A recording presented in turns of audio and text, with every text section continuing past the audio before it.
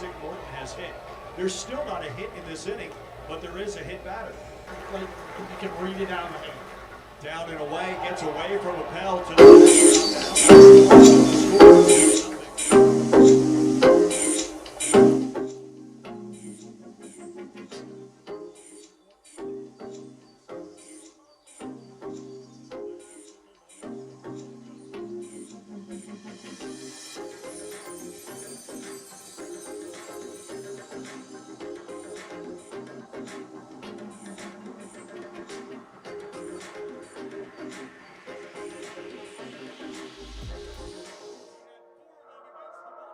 Just mic'd up with Mikie Mahtook. Got the boys in. I got Lloyd. We got Mitch. We got Jackie Boyd. He tried to jump up and he might have knocked it in. Good timing. Let's go. What a start to the Monday. I mean, I'm from Lafayette. My boys will come in and say, oh, God. So I'm me and Joe on the ground. I got Joe in the headlock. And he's sitting there, he's punching me in the stomach, like, punching me. Here, is everyone sitting around, who here thinks Ochinko can practice today after having 5 full beers? And he goes, Chad Jones, right? Chad's doing the team. 6 minutes. For 7 minutes, right? Chad's like, no, man, I don't think Ochinko can practice today. And I was like, I look back and I'm like, Jesus Christ. I saw you there. You're more fucked up than me. The spirit plane had some issues, I think. She was sleep farting. you heard her or you just thought it was her? I sat right next to her. I smelled it. Whoa. What was that? Time to Good show.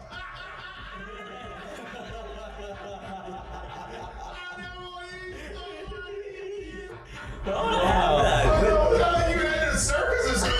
I'm late. Like, I don't even know what I'd be doing. Now, when you do go to spring training, are you going to bring your chinchilla and your turtle? My dad tell you about it? The SEC is, God, they hate fat people. I mean, I get crushed for that. You know what I mean? It's like, come on, man. Hey, just the South, bro. You got a bunch of food down here. Like they should. Players, look at Lloyd. You know what, Lloyd? You're looking for a recruiting coordinator, coach. I'm here. He's like, I'll piss my pants right now. No way. We're wearing gray pants, long gray pants. He goes, I'll piss my pants right now.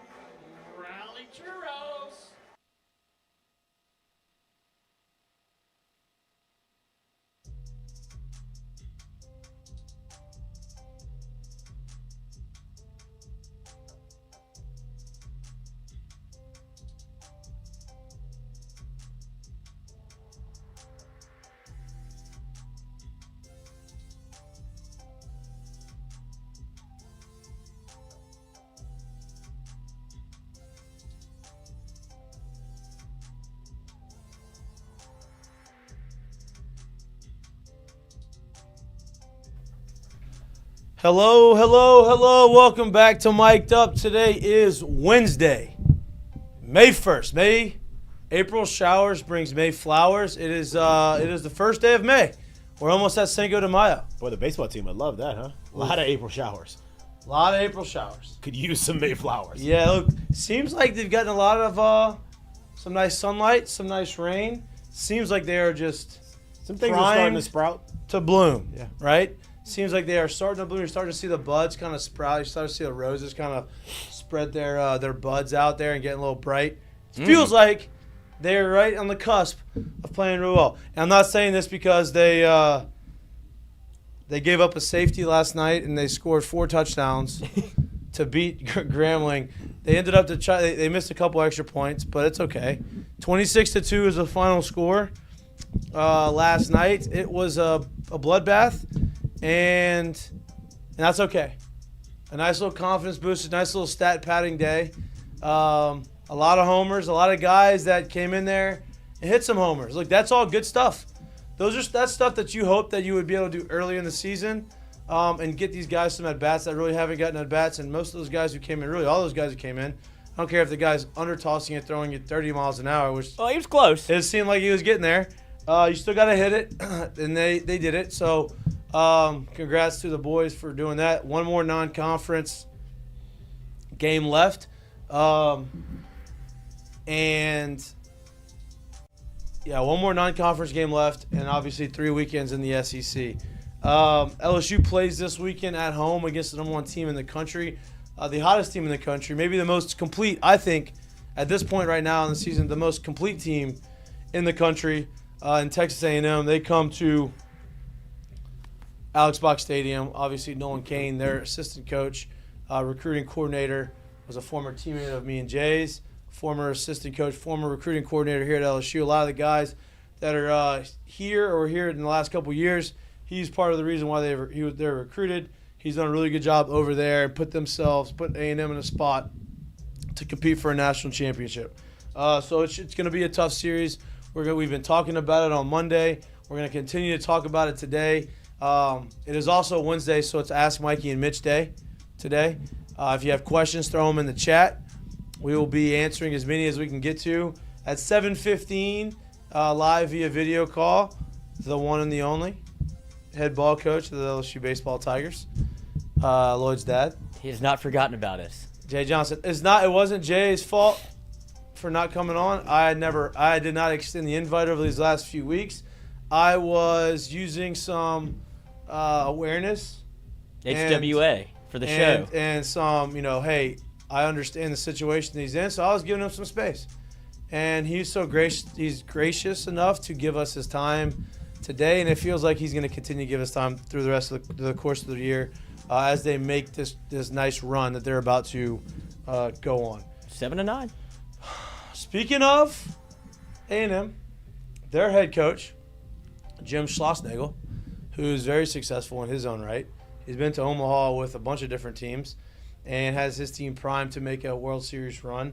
Made some news in the media by alleging that there is an SEC baseball team that has been cheating a la, Houston Astros style. He said there's a school in our league that got busted. So, don't know whose school that is. He gave you some nibbles. He did. He gave you some numbers. If you want to call it a nibble. He didn't give you any names. He didn't give you any. He didn't out them, but he gave you some hints as to why he knows they are cheating. We've gotten some different answers onto who it may be. Based off of the context clues and based off of the little breadcrumbs that he left us in the interview, the team that seems like falls right into that as far as discrepancy in batting average between home and away is Arkansas. And they're hitting 306 at home and 206 on the road. Is that correct? That's what the numbers would say. That's what the numbers say.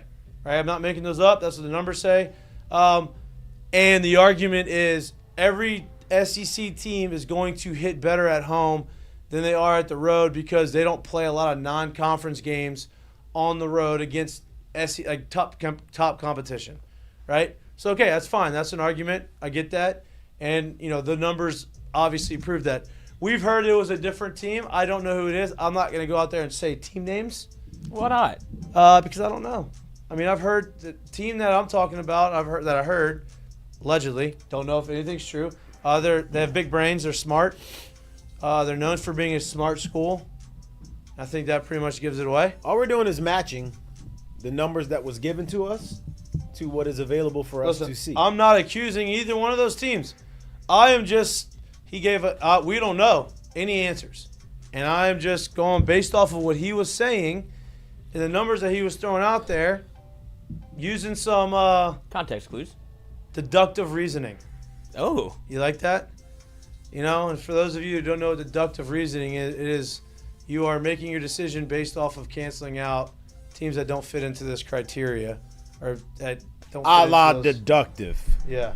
Don't fit into Canceling that. out. Thanks. So we'll see what happens with that. I guess if they got busted, I would imagine that there's going to be something announced here soon, or maybe not. We'll see. But that's not great. You know, apparently that's what the accusation is. Allegedly, this team was using a live feed in the dugout during the game. Obviously, that is illegal. Very illegal. The Astros. That happened. That's basically exactly what happened with them, and they are relaying the signs by banging on it. Here are the quotes. Looks like Schloss mentioned that a team had been busted for having a live feed into their dugout of the catcher. He mentioned a huge disparity in the home road batting averages, something like 306 at home versus 206 on the road. But now, I don't know what that part means. Here are some of the teams' home and road batting average. Arkansas, 299 at home, 211 on the road. Obviously, that they are accusing them already. Everybody else, I mean, honestly, it's not that. What is it? 88. It's almost 100 points. 88 points better. Yeah. Everyone else is like in the 70s, just 81. I can't see exactly. I mean, see, that's the thing. I don't know. Like 80, I guess like 88's the highest on there. So if you wanted to accuse them of that, that's fine. So this is the classic of SEC fans. Georgia's hitting a high average. I think you got to go to the high average. Well, that's what some of this text says in it is. All right, they're trying to eliminate. This is just classic SEC baseball. You put out a rumor that somebody might. Do you think we can ask Jay this? That's up to you. We can ask him if he's heard the rumor. Yeah. Because it's not LSU. It's actually about the team they're playing. Right, and so the way that this is broken down with here's the team's home and road batting and average. The one that is in bold is Arkansas. Boy, I tell you what, if this chair falls. Yeah, there's a good chance of that. I put this chair together before the show. If this chair falls, you can believe that Friday's show will have a different opening clip. Yeah, no doubt. Some other shit will be. No doubt. Listen, it feels sturdy. It feels good. I did it by myself. I saw that. Very easy. Well, it was very easy instructions. It's just kind of some of the pieces got awkward, but Anyway, go ahead. What you saying? Some of these schools that are listed. Hold on, let me get back to it because it wants me to log into Twitter. I'm logged into Twitter. Arkansas at 299 and 211, and that's one of the things that you have to. Whatever this interview was, which was on Monday, I believe. It was before games were played yesterday. And so I'm wondering if this is when they got caught because as it reads from Schlossnagle, this team has already been busted. So I'm wondering if this was the averages at the time the bust happened because now you go down the list. It is Arkansas at 299. The splits at home are batting 299 at home and 211 on the road. That's this person's first accusation. And then Georgia, 332 at home, 251 on the road. He says the batting average is a little too high for the situation that Schlossnagle threw out there. That's a high batting average. And then we have one that I thought was very interesting in Mississippi State at 310 and 233. But that takes me back to a time that we all noticed something that maybe put a pin in it. Where you're right. I forgot about that. We all noticed it. Mississippi State playing LSU at Mississippi State has an earpiece fall out in the batter's box. Nothing to do. Nobody made any. That's true. I forgot about the earpiece. Nobody made any news of it. But if you have a live stream in your dugout and a way to communicate that has been approved. Wow. It could be Mississippi State over there who absolutely shredded LSU whenever that wasn't what you were worried about. You pitched well and got swept by Mississippi State. And so forgot about that. The earpiece made me think, because we didn't make a big deal of it. Now I'm not accusing. Can we go back and find that? Can we, not now, but like, maybe we get Jack on it and take the clip and we just say, like, I want to ask, before like putting it on like social media, I want to ask somebody like in college baseball, hey, is this legal? somebody else, has it happened to anybody else yet, or is it just because like you said, we weren't trying to out here because LSU had just lost, and that was very loser mentality to be like, oh, they're cheating. But now when you start, because we asked Milazzo about it, and Milazzo was like, yeah, I was kind of, looked at it, saw it, yeah. and he just picked it up, put it right back in his ear, the batter, whoever it was from Mississippi State, and then nothing was made of it. There was no except for this show. And the Twitter account was referenced a couple of times as to, well, we did have this incident at Mississippi State where we don't know if it's anything. I don't know if it's illegal or legal or what. But now this comes out. Makes you think. Why would the hitter have to have an earpiece? AirPods, drowning out the noise. Yeah. Like old school Manny Ramirez used to. You remember the Oakleys that had the headphones in them? He would be out there just banging music in left field, and Manny being Manny. Yeah. Because I don't think he didn't need to cheat. He said to put 80% of your weight on your backside and 40% on your front side. That's how I hit. That's what he said, huh? Math was mathing for him. Wow. Everybody looked at him like he was nuts. Like, play outside of yourself. That's what exactly. Well, Yogi Berra. A lot of people laughed at Yogi, but Yogiisms are very. Hey, if there's a fork in the road, drop straight. It makes sense. If you think about it. If you think about them, they all make sense. So that's the one I wanted to bring up because I'm glad you did that, because now we're gonna have to do a little bit of research on our end, because that makes a lot of sense. Mississippi State 310 at home, 233 on the road. So that's not like that much. That's what, 70s? It is 77 points. Right at 77 points. Yes, good math. And this is what I thought. This is where my brain went, just because if this is obviously somebody's been and this is tinfoil hat. This is all me. Nobody's told me anything outside of the fact of what we've seen and what we've heard and what we've read. We read from Jim Schlossnagle that somebody got caught. We read that it was a live feed of the game in the dugout. We saw earlier in the year an earpiece fall out of the hitter's ear when he was hitting, and he picks it up and puts it back in.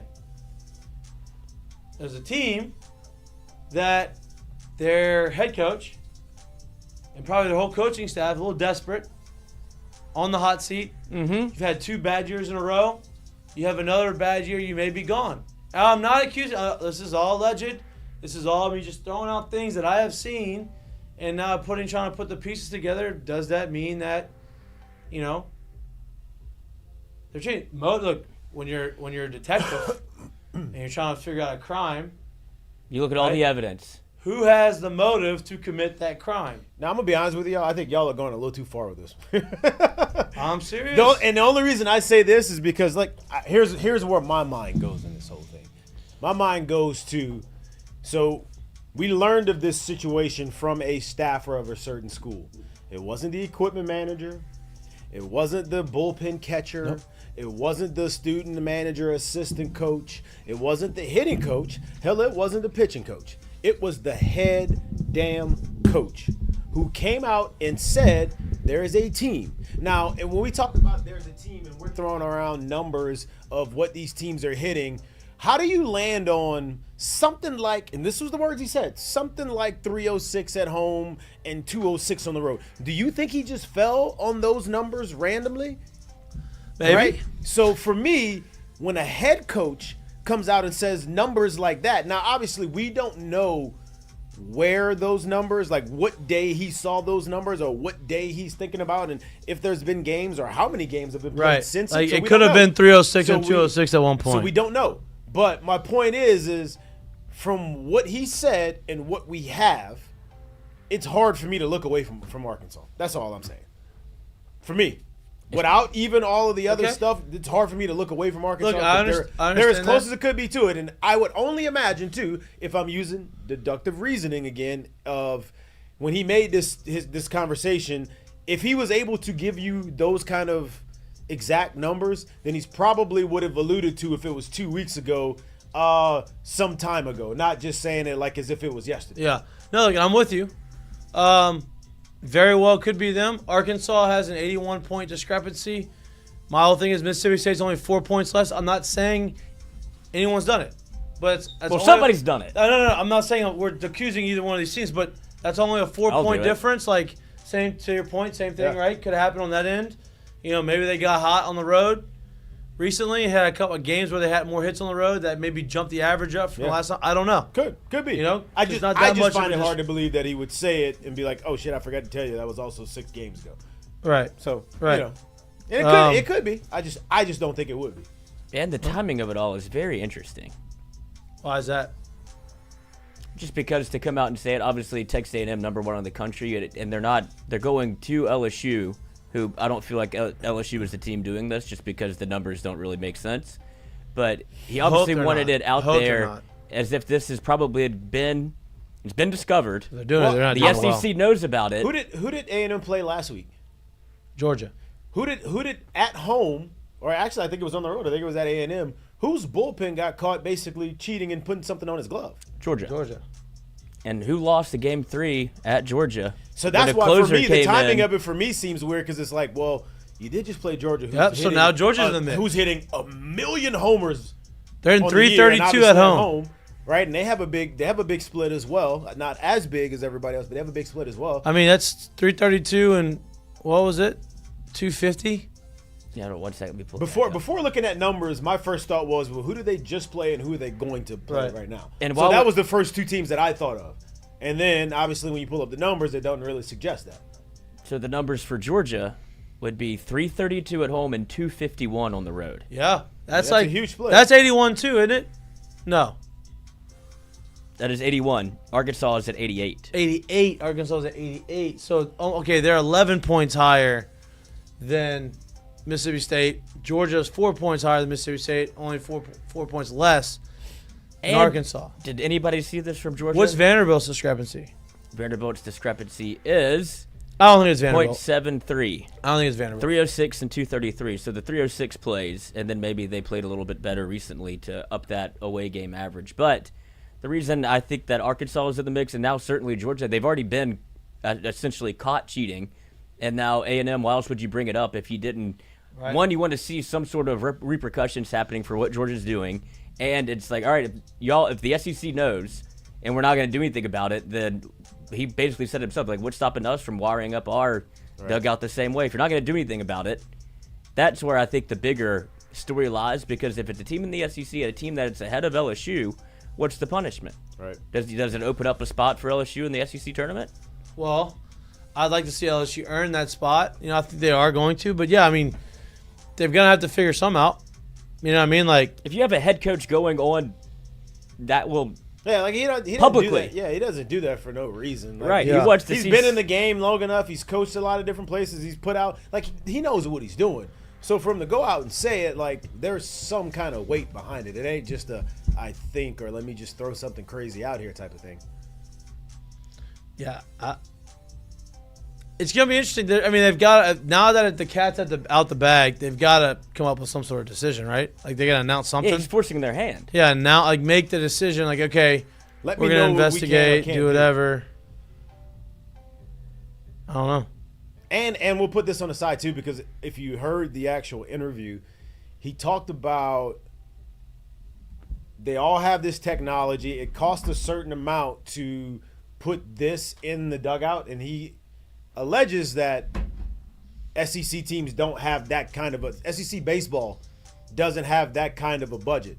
But if I had to guess, A&M's got to be pretty much near the top of the league when it comes to budget and funds that they can put towards baseball. So it's almost like he's saying, like, if you're not going to do anything about it, we're hopping on board and we're doing it too. Yeah. Because let's be Why honest, not? Why wouldn't they're you? the #1 team in the country. They're probably going to be playing at home the longest. Yeah.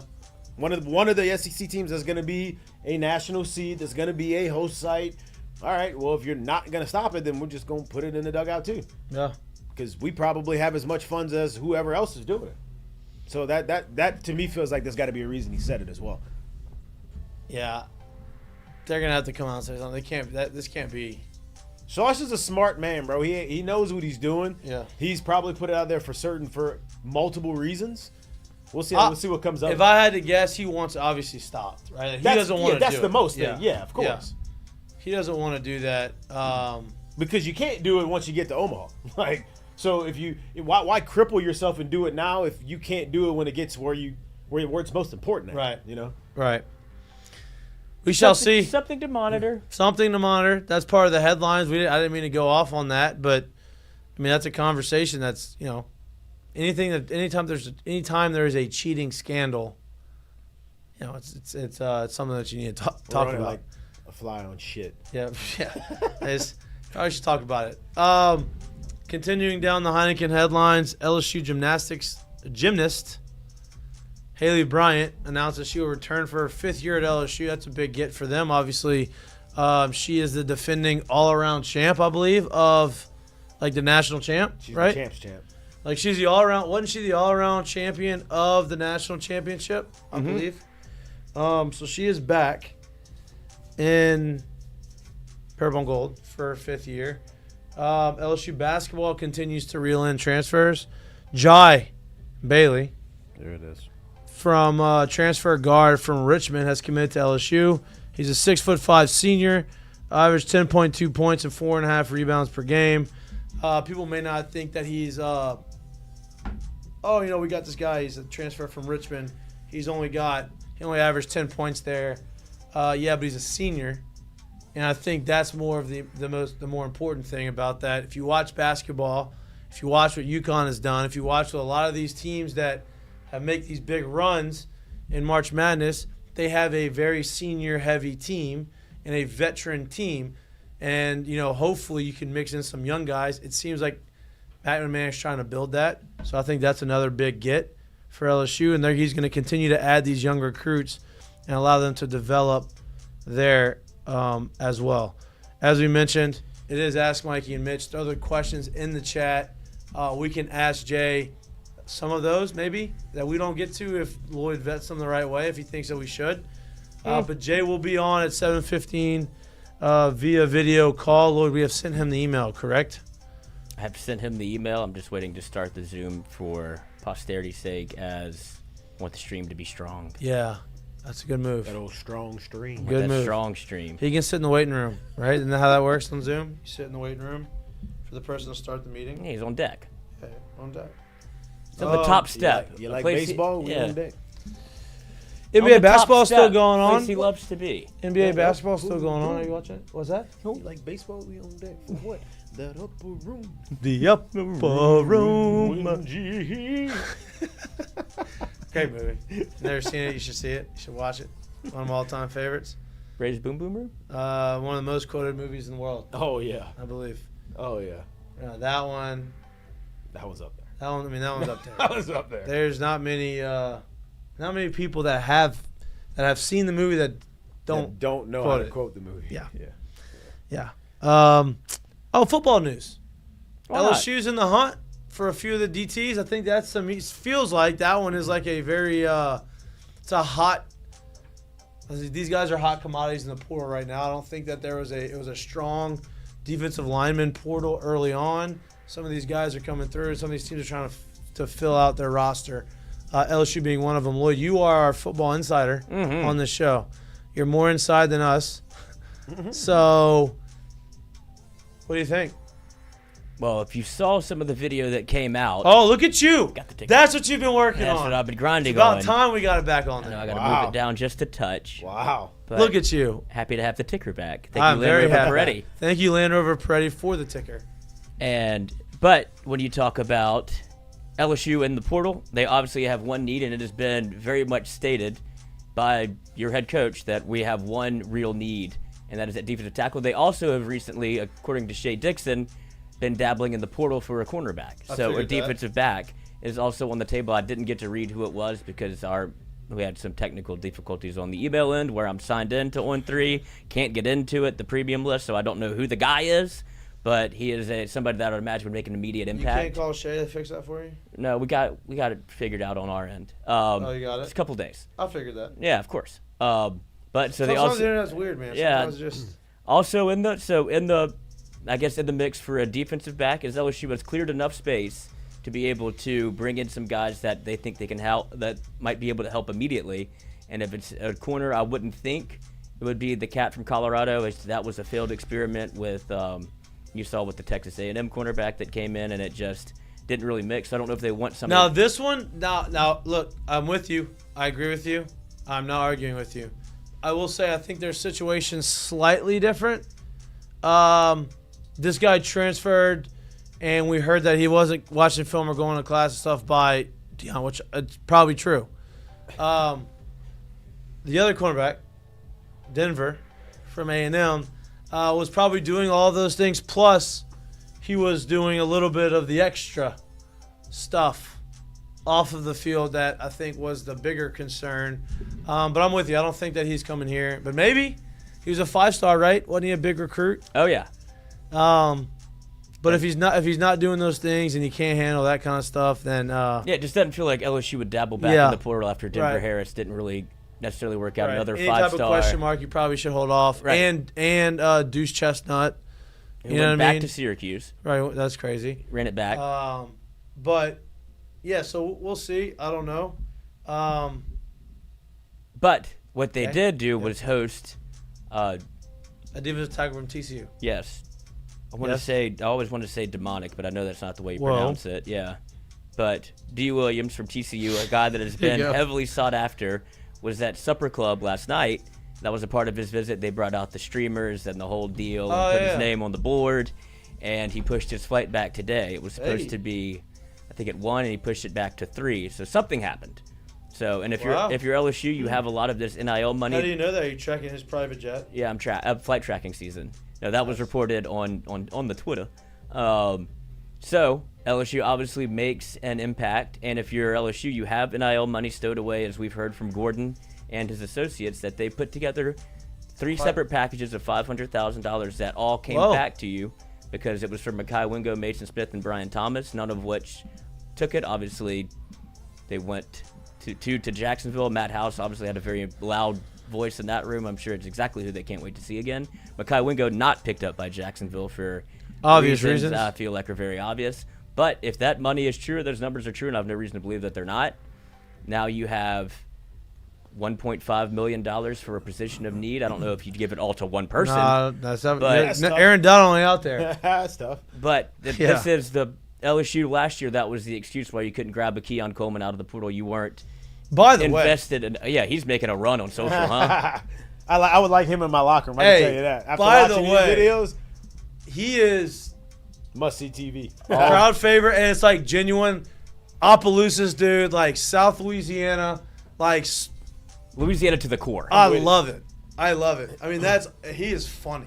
They're gonna love him out in the community and no doubt. He is funny. Did you see? Yeah, he checked into a hotel, I believe, while he's getting ready for Buffalo, and he asked if they had a pool. Yeah. Like, no, we got 2 ice rinks. He goes, how am I going to do that? He goes, I can't swim. I can't swim on that. Yeah. I can't get no workout. And then he hopped in the cryo chamber, and they made him do the Undertaker theme. So I was like, no, let's do this again. Cut the lights off and play the Undertaker theme song. I'm gonna walk off with all the steam around me. So that's what's the best thing about. I love that because you know why? Because he's having fun. Right? This man walked on the field. You know, oh man, this is nice. This man visualized. This man literally he caught a touchdown pass and ran it all the way across. And said what he would do with the people in the stands. He would throw it to the kid in the stands with the sign, right? And he'd celebrate with his lineman, Then he would look up and he'd throw the ball to the kid in the stands. He's manifesting his destiny. I mean, I love that. The best part about it is when people that aren't familiar with Louisiana and Louisiana culture and they get indoctrinated to it very quickly, and Keon Coleman did that because he is all Louisiana, and they're like, what is going on? It's like, no, but you have Louisiana cats. They don't care if the camera's on or off. Like, I'm just going to be me every day. No doubt. And so Keon Coleman obviously made very strong impressions on LSU in the first game of the season with Florida State, where he basically saw Major Burns across from him and was just like, yeah. And then caught a touchdown pass on the same play. Yeah. So, to your point, I didn't mean to cut you off with the Keon Coleman stuff, but that was part of the reason why we couldn't get him in the portal is we didn't have enough money to get him. Right. It doesn't seem like it's the case right now. It seems like we are flush. Flush with cash to get some positions. Dominic you don't need to use them all. Yeah. Don't use them all. And you have the other defensive tackle from Michigan State that's already taken a visit. I'd imagine you can get a couple. And then C.J. West is the one other that was from Kent State that was in the portal that LSU had circled, but he has yet to nail down an official visit time. So it feels like if LSU goes 2 of 3 in this situation, you would feel very good about your portal haul. Yep. Because there's one, like I said, one glaring weakness, and if you're LSU, and now you do have the funds to be able to pull these And guys you do in. have the coaches. Yes, that should be. The other thing. I think I saw LSU's like projected at this point to be like 7th or 8th in the league. And I love that. I'm like, oof, you might be shooting low right now. I love that. I think it'd be a lot better than what people think. I love that. And they got like Missouri at like 3 or 4, which I'm like, bro, they lost the D coordinator. I understand what they got. I know back you got on the offensive side, but quarterback's back. yeah, quarterback's back. Yeah, and Luther Burden. Right. Yeah. Which, like I said, I get what you Right. got, but I don't think the running back's back. I don't know either. I think it was a senior. I know Luther Burden's back. I know the quarterback's back. So you still have a lot of that offense side over there, but you lost your D coordinator, and I think he's bigger than what you think. They lost, I think, a DN on that side. They lost the D end and a really good linebacker. And a good that- linebacker. Well, yeah, I was like, and, man. And you're with a school that's not used to having Success. They haven't put it together like that over and over Yeah, again, yeah, right? exactly. They're used to coming from out of nowhere, where nobody's expecting them. They're not used to being a team that is, being hunted or like being. Hey, we have what? A perennial name. Oh yeah, I thought you were about to say something else. No, it's still you're still. I mean, Yeah, no so look, offense, that's a different you're still different position Missouri, to be in. And Missouri should know you're still Missouri when LSU can go and open the bank and take your defensive coordinator that was already at LSU as your linebackers coach. It's like, oh, we should get him back. Yeah. So when I saw that they were down at like 7 or 8, I'm like, this will be nice to see what that over/under win total is going to be because I think I'm taking it over again like we did 2 years ago. It'll probably be right at 9.5 again. Yep, I'd imagine. And you'll know very quickly with the LSU, USC, in Las Vegas. Yeah. Which I can't wait to go. Yep, we'll see. Those I will games be have there. not been partial to LSU success No, they have lately. not. No, they have not. Who's a quarterback who transferred to USC? Lefty from Oklahoma, right? Dylan Gabriel? Yes. Is it Gabriel? Yeah. Yep, Dylan He was Gabriel. working on his 7th year of eligibility. Yeah, I feel like he's been there forever. Yeah, a couple of hardships at UCF, and he goes to Oklahoma, lights it up again, and now is going to USC. But they also have a quarterback number 33 that threw 5 touchdowns in their bowl game. So Number 33. that's what the quarterback was. His number? Really? Yeah. I don't believe you. Okay. But he lit it up, and that's just what when you have a Lincoln Riley-led team, the offense is always going to be there. It's just a matter they also went out and got a defensive coordinator from UCLA, which was a hot name because their experience that they had, I forget his name, but he had followed him from Oklahoma, and it Finally had to cut that cord. They were best friends, and now it's over. Like, we can't be losing this. I tried. You can't sink me too, brother. Yeah. I love you. I love you. I'll pay you. Pay you to go. Yeah. Yep. Tough. Can only be so incestuous in football until you get exposed, as we saw with LSU with Cam Cameron, and you saw it again with Polian. Once you get under a microscope of teams that actually care about winning and losing, it's hard to hide your friends. Yep, if they're not good. You can bring your friends if they're good. If they ain't good, we don't want them. So that's where LSU football stands as of now. Obviously, Emory also is in the portal. That'll be interesting to see. He got John Emery. Yes, Still hasn't landed yet, though, right? They got look, he's coming off AC. Like he's talent's there. Yeah, but I think you'd have to go somewhere like Group of 5, like a Tulane or UL. It's gonna be hard for me to believe a big time team is gonna try to go get someone who has been hurt every year or hurt himself every year. Yeah, that transcript's got to be interesting to get on the other side. Yeah, so we'll see. I mean, I hope it works out. I like the kid. I'm Me not too. Rooting against him. I'm rooting for him. We shall see. All right, so it's Ask Mikey and Mitch. Jay's coming on at 7:15. Let's just get into the Ask Mikey and Mitch questions so we can get to a few of them before he gets on the show. It'll kind of warm us up for baseball, and y'all can kind of dictate our conversation. We're going to talk baseball, obviously, for the rest of the week. We're going to preview the weekend really in depth on Friday, but we're going to try to get into it a little bit today depending on how many beautiful questions y'all have. Do we have any questions? If you don't have any questions, I would answer the deal. Just a lot of comments on Vanderbilt also being caught with a substance that happened whenever he had some sticky stuff on his arm. And now you see the Georgia pitcher happen. Yeah, I didn't see that. What kind of sticky stuff on his arm? The Vanderbilt guy? Yeah. Couldn't really see anything. Yeah, but he got checked by the umpire, and that's where I think all of his kind of He got thrown out? Mm-hmm. No, he got checked by the umpire, but the actual decision came from the booth in the SEC office to actually get it done. So they brought it over the top of their head, and so it was That was a weird one because you couldn't really see anything, and it was very hard to tell, but the decision was made. So. And you're supposed, I don't know if they followed up, but you're supposed to be suspended for the next 3 games if you get caught with a foreign substance. I don't know if that was enforced or not, and now you'll see probably something similar happen to the Georgia pitcher where if John Boy's on the case, you're done. Did the Georgia pitcher get ejected too? No, but there was John Boy was on that case. On it. All over that case. He exposed the shit out of that the case. evidence is damning. The evidence is the evidence. Like you're caught red-handed at that point. Yeah, literally. Yeah. That's tough. Mm-hmm. So we'll see if there's any salt to the SEC. If this is something that they really haven't had to deal with in the past. Look, popularity of the game caught them because, in years past, you're not used to this many camera angles and this much attention at some of these games. You know what I mean? Like, boys not as savvy as they think they are. Now they got camera angles going to bullpens. They got camera angles everywhere. Nothing's better check your surroundings. Yeah, nothing's off limits. The only thing they really don't have is a ton of cameras in the dugout, but that may be changing here now soon because well, they thought they didn't have a ton of cameras in the bullpen either, and well, they got his ass. So got him. So no questions yet. No questions yet. There's just a lot of. I mean, I can throw some hypotheticals out there that. Like Christopher Worst, he says, how do you cheat like that now if everybody is using watches?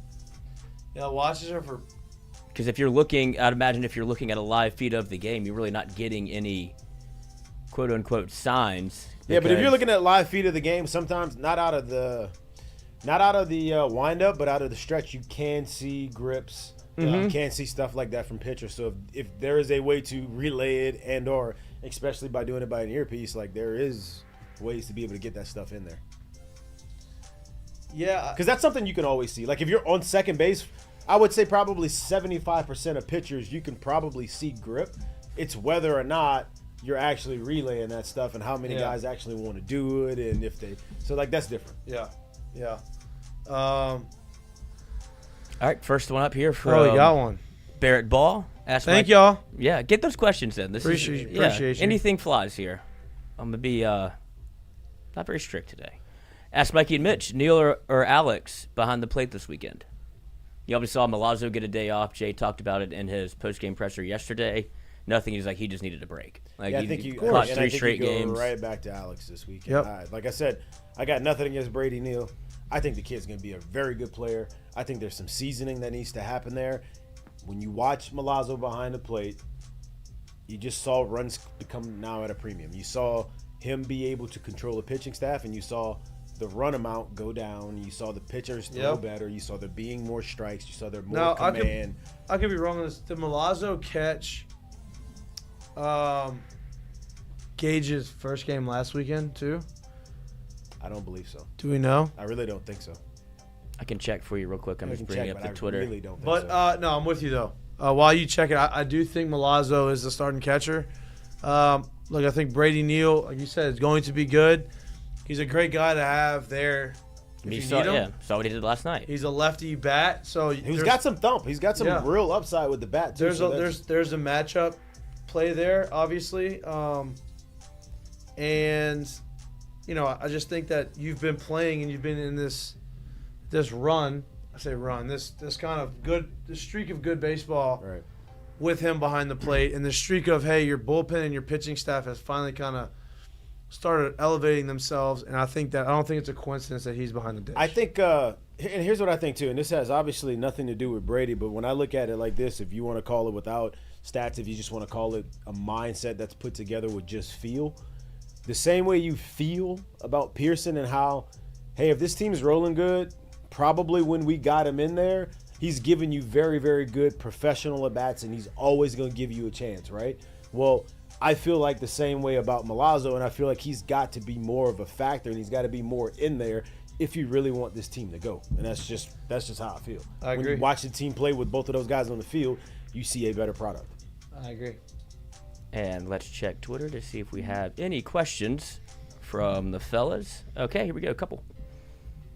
From ZMM_225. After seeing 90s on the weekend, is it hard to hit 56 last night versus Grambling? Some guys are locked in, but it does take a minute to get used to and stay patient. As team leaders, what do you say to the boys when you're losing 22-0 after 4? You don't say anything. Those are hey, go get your at bats and make sure you don't throw them away. Look, you don't want to say. We always say, play for the team. Don't be selfish. at 22-0, you can be selfish. It's your numbers. Yeah. You can be selfish because at that point you say, hey, listen, all these stats count. Keep going. Look, the guy who hit the 2-run home run. That's a big game for him. 3 hits, and so go out there and try to do something like that. That's what you say. What was the first part of that question? Well, the first part of the question was, it's like the hitting speed. Yeah, so it's hard to hit that no matter what you see. Yeah, is it a thing? Yeah, but we talked about on Monday what we felt like we needed to see them do, which was don't go out there and play some 7-4 ball game, some 11-7 ball game where you feel like you let them stay in the game the whole time. We felt like, as a group here, hey, if you go out there and you just swing the hell out of it and you do what you're supposed to do on the defensive side and you beat them the way you're supposed to, that's probably the most ideal way for you to go into this series this weekend with the number 1 team in the country. Hell, I didn't expect it would be 4 touchdowns and a safety, but they went out there and did that, right? Where you now feel like going into the weekend, there's some good vibes, there's boys riding on some real confidence, and you don't feel like, oh, tight and like, oh man, this team's coming in. Like, you feel good about yourself, right? You've won 4 of your last 6 conference games. You've won 6 of your last 8 ball games. You feel good about yourself going into this weekend, and I felt like that's what they did last night, even to a better tune than what we thought they needed to do. Yeah, and you let some guys who haven't really gotten some at bats recently get some at bats, and everybody kind of got in on the action. So, you did what you needed to do. And that's played 7 innings, didn't have to play a full 9, got some guys back on the bump that probably needed to get some work in. All those things help moving into the weekend. All right, the questions are flowing in. Of course they are. Appreciate you, boys. It's like, hey, anybody has a question and someone raises their hand and asks a question. Okay, boom. Somebody just needs to be brave. Somebody be brave. So thank you to Barrett Ball for standing up. It's like when you have to go to a wedding this weekend. Did you get my text? But the engagement party? Sure, maybe. I just got a bunch of phone calls. So. Well, your dad's coming on it a little early. Oh, okay. Let me send him the email. 6:50. Oh, it's close then. So we'll get to some of these, and then we'll redo. We'll get back do some to more some. After. I'm sure there'll be more questions after he gets off. Mm-hmm. The interview. Yes. But here we go. One from Carl Dunn while I pull up the... Carl Dunn. Carl the cat. The cat. Ask Mikey Mitch, will Fidel get more playing time this weekend? Seems like he's been in witness protection lately. Well, that is, part of what we just said. Some guys that hadn't thrown get on the mound. I think Castro. Castro. I love that picture, by the way. Fidel. I think Ulloa. Castro. I know. That's what they call it. That's what they say. I wish Ulloa. I did not mean it in an insulting way. It's just I read the whatever. Ulloa.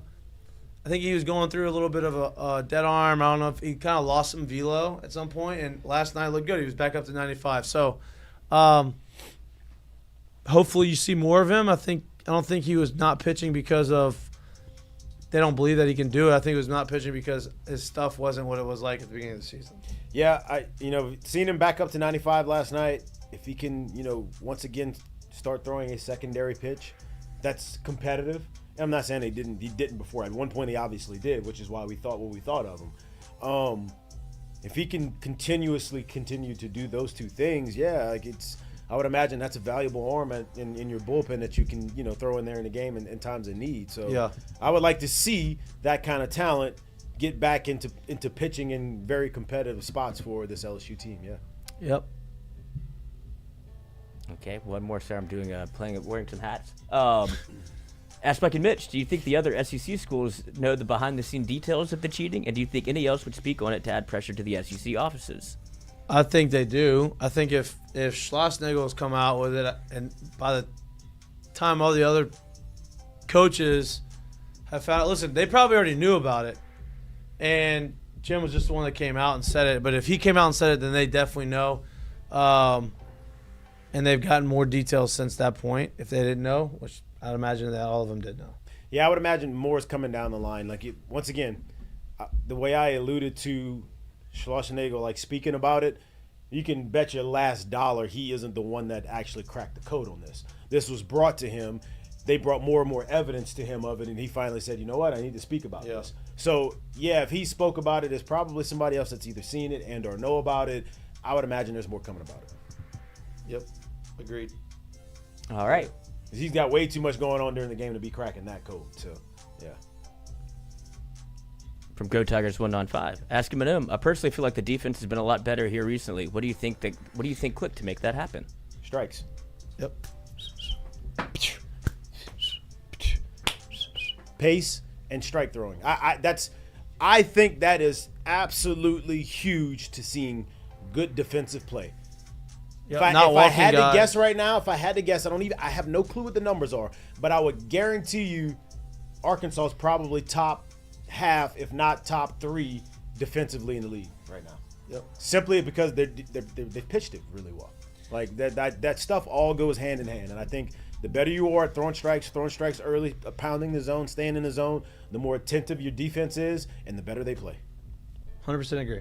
I mean, when you have a tempo and you keep the defense kind of on their toes and ready to go and active, they tend to play better defense, and that's over the last few weeks, that's exactly what's happened. I'm sending this Zoom meeting to our guy. It's okay. Pull up these stats real quick on Arkansas. And a couple more here from Ask Mikey and Mitch. From Brennan Huff. Ask Mikey and Mitch. Arkansas's number 2, by the way. In defense. Mississippi State and Arkansas. There you go. And I think that correlates to the pitching. And that's why I still think Arkansas could probably be involved in this, just because they know what they do really well. And if you need a little bit of help to get this, they're winning a lot of one-run games where it's all been in the under. They haven't swung it well this year. That's very, very, very possible. Yep. Ask Mike and Mitch, do you think the pitchers rely on their off-speed too much? Seems like they don't want to attack hitters with fastballs. I'll say they've gotten better at that. They have. Not the pitcher's decision to throw those pitches. I believe that with the vast majority is not. Yeah, like what's called is called. But yeah, I agree with Lloyd. I think recently, you have seen them throw more fastballs, at least be more effective with their fastballs, and you've seen better results.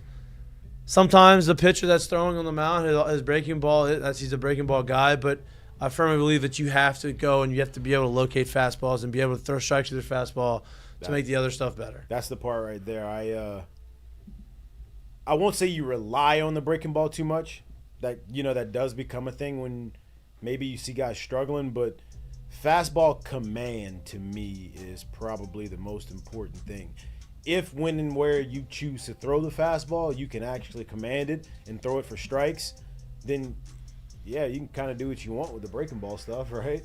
So like that to me is kind of where it's at. I think the better they are with that fastball command, which means if they feel, or if the pitching coach, if Nate Yesky feels that they need to throw more fastballs to do it, to get that command that they need out of it, so be it, whatever it is. But like fastball command more so than just fastball quantity is more important to me.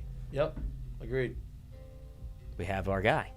He's there. He is in. On He's time, in the Zoom. as always. Wow.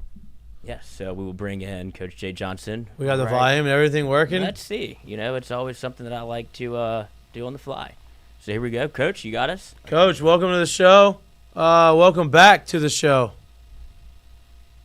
Yeah. What are you doing? We're good. Lloyd, listen, it's been a long time. Usually when you come back on the show after a little bit of a break, Lloyd somehow messes the audio up, but he did not. So welcome back, Coach. It's been a long time. We've missed you. Lloyd's missed you. I'll take that straight. Lloyd has missed you a lot. Yes. Wasn't my call. You. No, listen.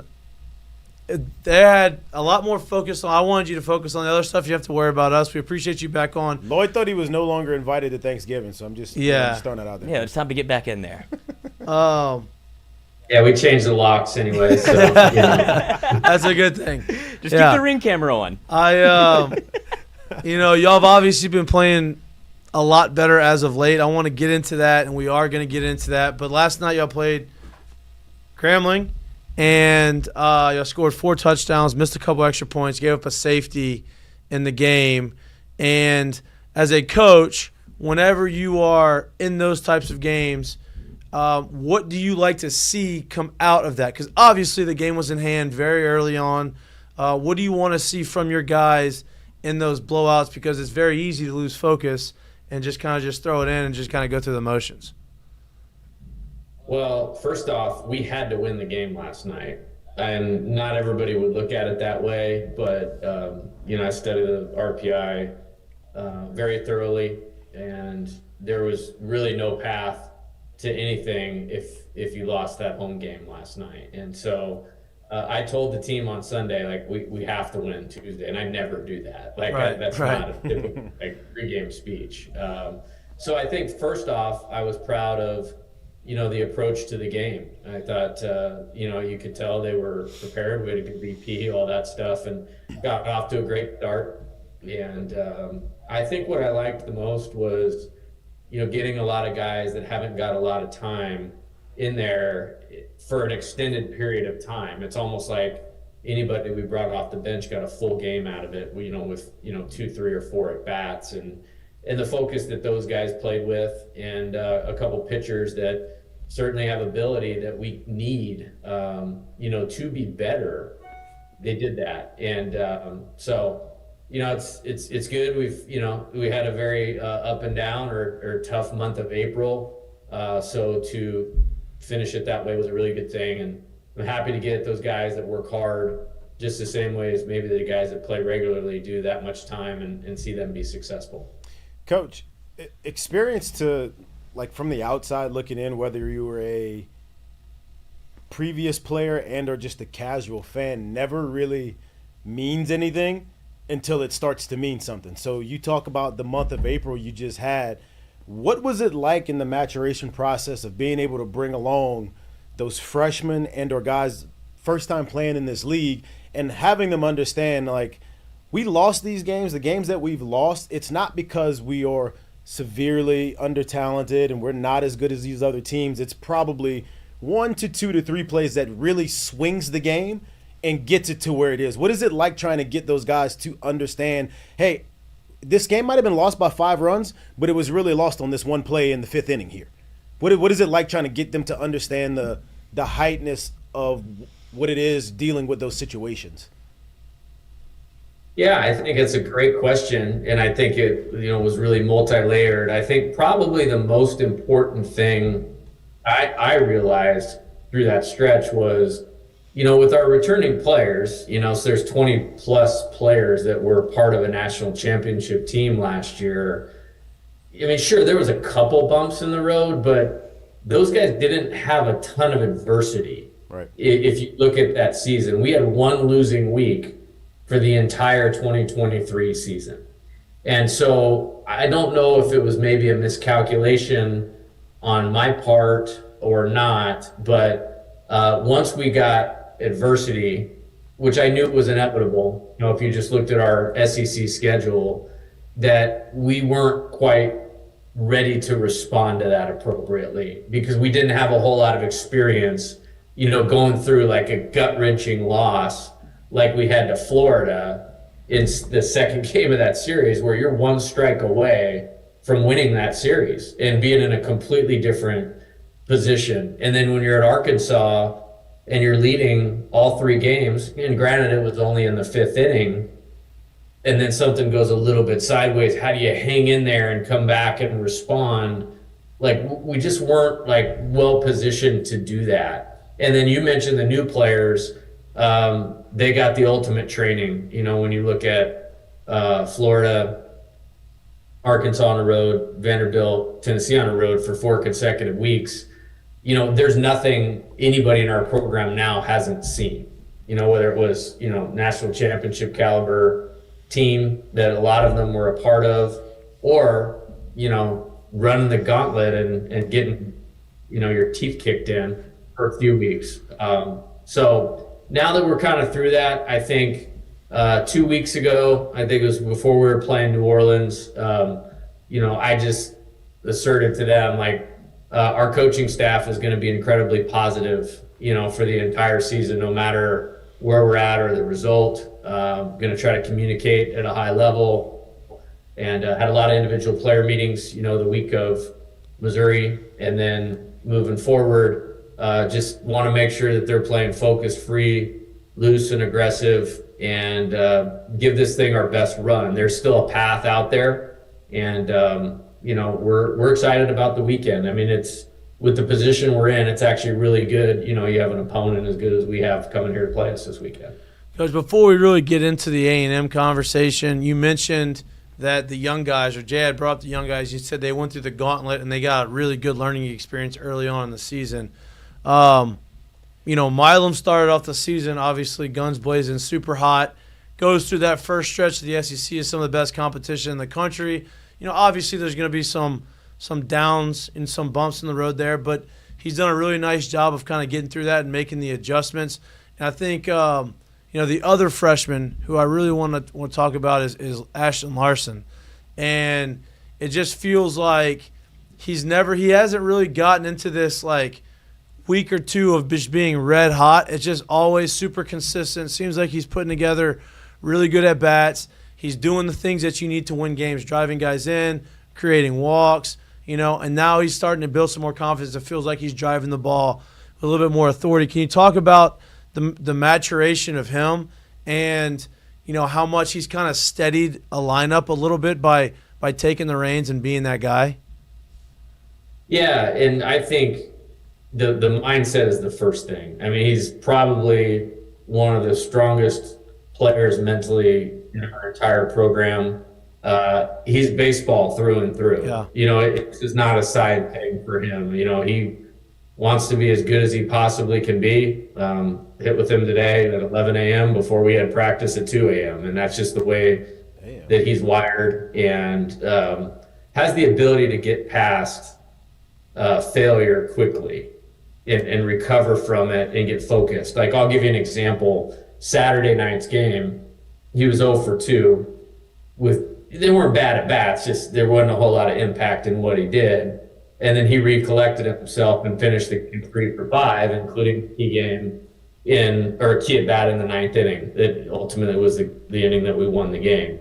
And so I think it just has to do with mentality, thought, discipline, work ethic. He's very serious about what he's doing. And he's got the internal factors that allow his talent to show up consistently. And, we want a lot more players to emulate that as we're going forward.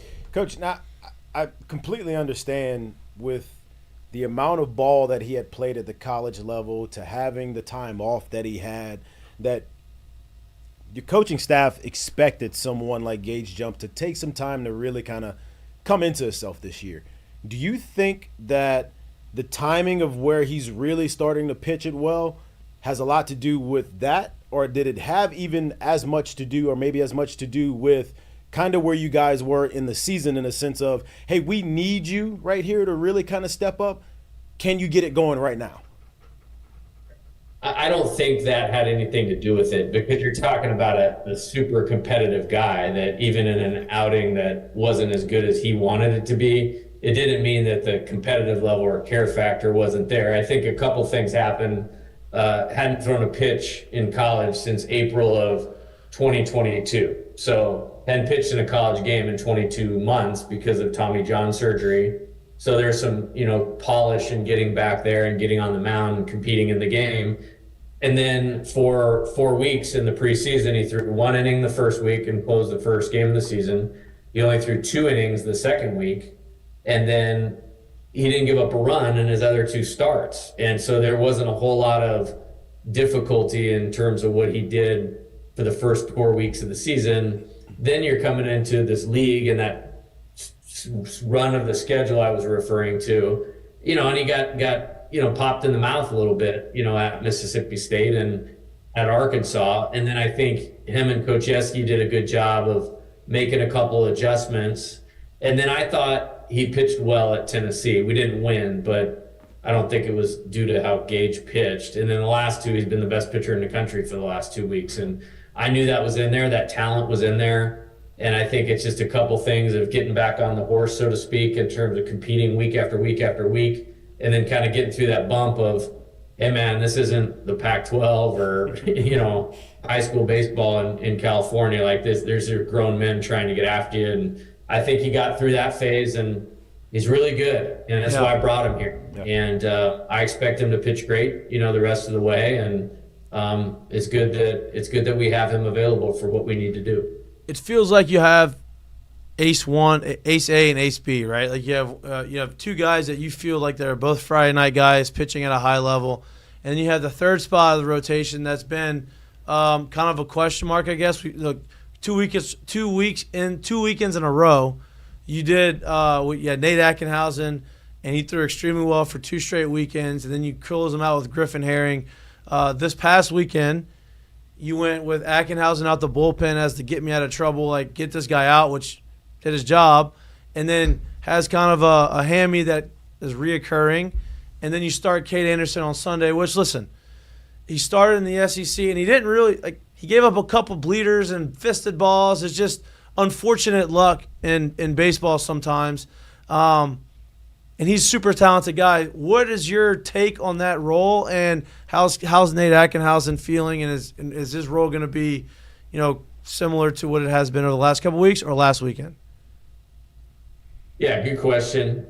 Relative to Nate, making good progress. We'll make a call on whether he's available or not this weekend on Friday. Okay. And there's still some you don't have to answer that, Coach. Or rehab that he has to be able to hit. As far as the Sunday thing, we're just in a position where you can't look beyond the game that's in front of you. Right. And that's just the way that it is, for where we're at right now.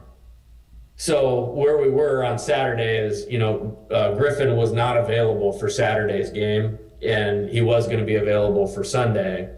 So when that was the case, we had to figure out in a 2-2 game how we were going to get ourselves to the point where we could get one more run than they did. And when you were looking at the options, obviously if Griffin was available that day, then he would have gone in. Right. But he wasn't, so we had to kind of push Nate up a day to do that, and then push, Griffin back. As far as Sunday and Cade, I think Cade's going to be a superstar. He's put together a good freshman season. I think if you look across the country and look at freshman, production from the pitching mound, he would be one of the best probably across all of college baseball, just in terms of statistics. Got some misfortune in that inning.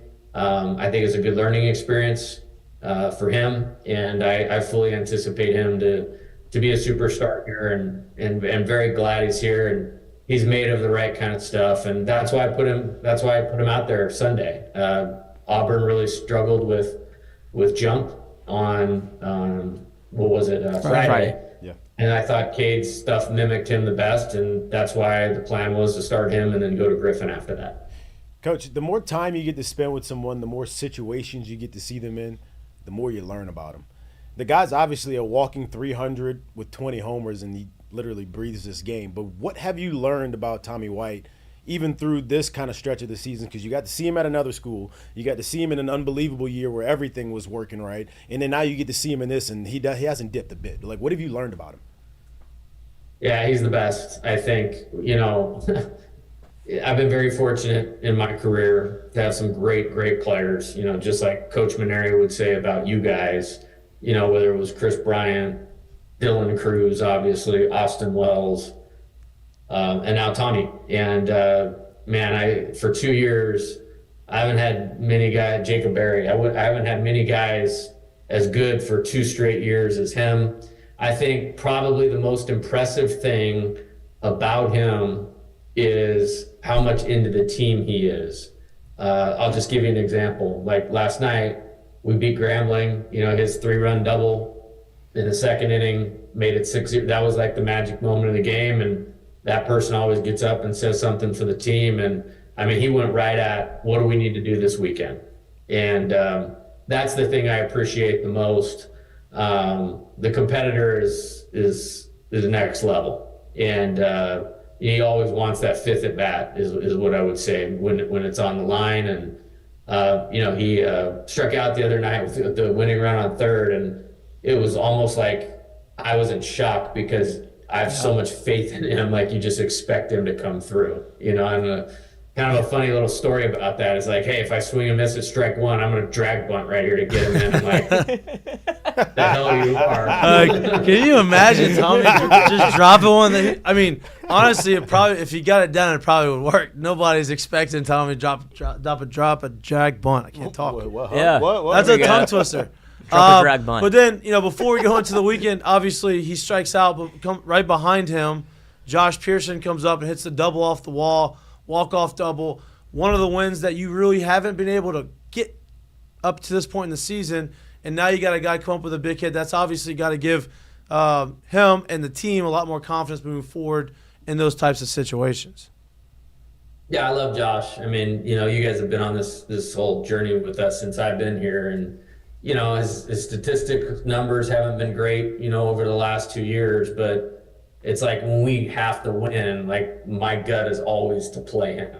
And, whether it was the postseason last year or, down the stretch his freshman year.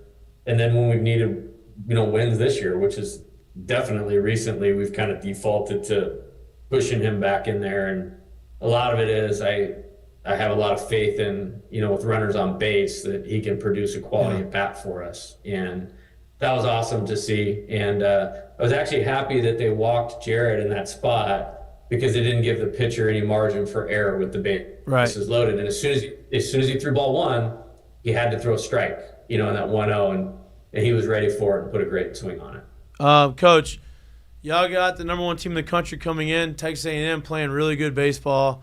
Up to this point, just from me watching, they feel like they're the most complete team as of now, like that I've seen, and they're playing extremely well right now. They're scoring a bunch of runs, hitting a bunch of homers. They come here.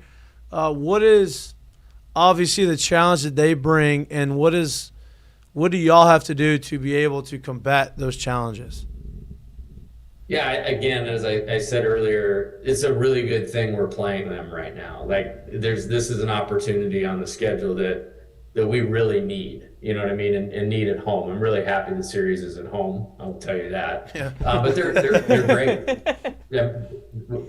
I didn't think that was funny. I just thought that was a matter of fact. But, it is. I don't know. We got a smile out of you. I think you know. That's why it was funny, because it was a matter of fact. I get it, no doubt. Yeah, they're great. Yeah, there's no question about it. Really good lineup. I see a lot of things, similar to our team last year when I look at their team offensively. Good pitching, left and right, different type of arm angles, different attacks.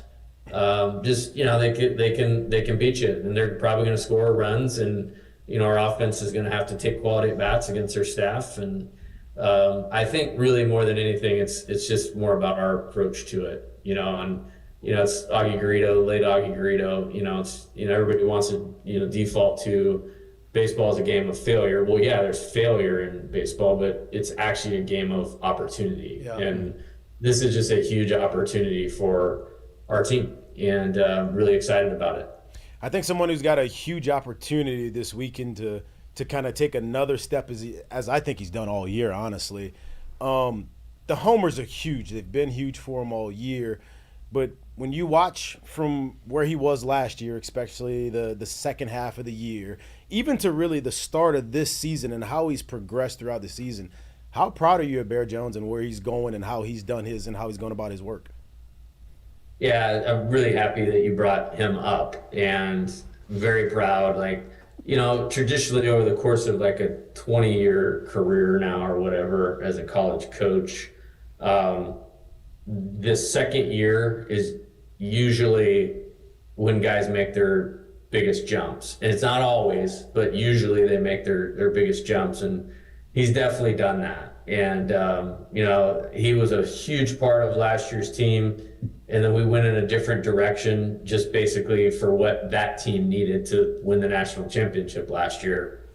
Was something a little different. Went out in the summer immediately after we won the championship, played in the Cape, worked through some things in the fall and in the early spring, and then really just stayed with it. And his strike zone awareness has improved, his plate discipline's improved, his ability to hit the mistake has improved, his ability to hit a line drive when that's what we need has improved, and he's been excellent at first base. So very proud of him. Love coaching him. It's a guy I enjoy having on our team here, and proud of his season to this point. He hits the ball extremely far, very hard. Compresses it well. Very high, very hard, and very far. And it's like this is very majestic homers to watch. What do you mean? What do you mean too high? I mean too high.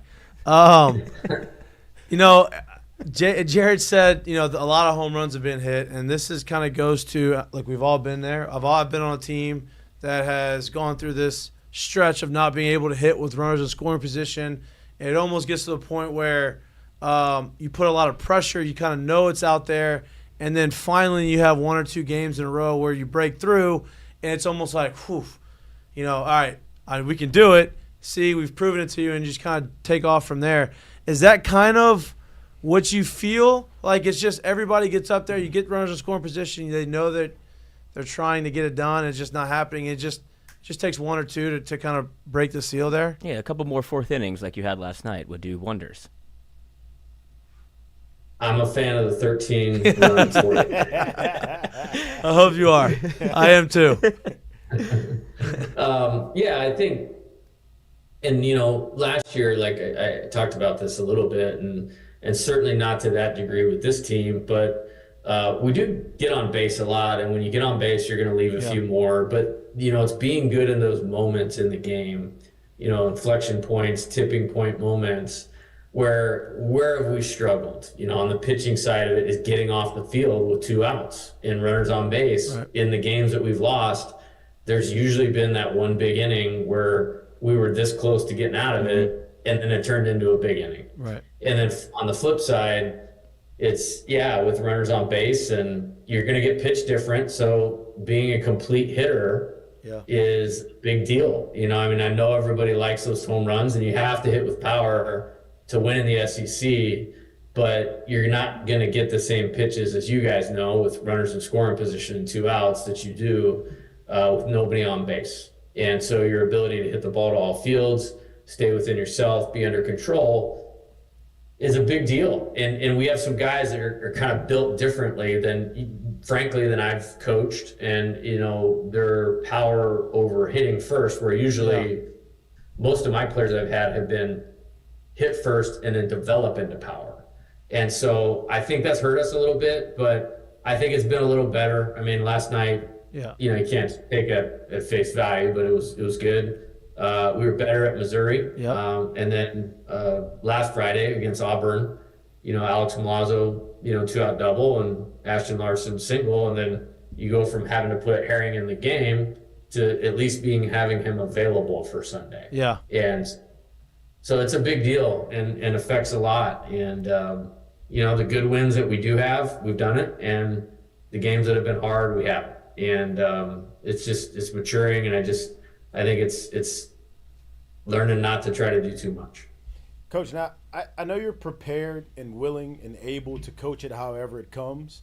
But if you were just a betting man this weekend, are you expecting runs to be at a premium, or are you expecting to really have to go out there and outscore them, if you will, to be able to win the series? It's a good question. I think, at face value, I would tell you, over the last 8 games, we're pitching a lot better. Yep. And I have more confidence in us being able to, get zeros than I have at any point during the season, and I feel good about that. With that being said, this place was a launching pad today in practice, and they obviously have some guys that can hit some mistakes. I think it's more important to limit the free bases. You know what I mean? So if you're giving up runs, it's 1 instead of 2 or 3. Yep. And so I think that's probably where that lies. And then, offensively, we'll have to figure a way to string 3 good at-bats in a row together, 3 or 4 times during the game. And when we do that, we win. And that's not specific to our team. That's like a baseball thing. But I think it's a team-wide responsibility, because we did win 2 of 3 last weekend, and still offensively, I didn't feel great about the weekend at all. You know what I mean? But we won 2 out of 3 because we pitched well. So I think we're in a better position to pitch well than we've been for the entire season. That gives you a chance.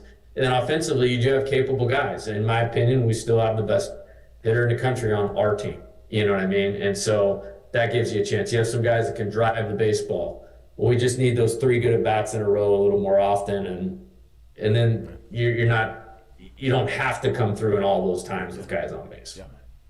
Coach, before we let Lloyd off his muzzle and let him ask you a question, I want to ask you one more before we get to him.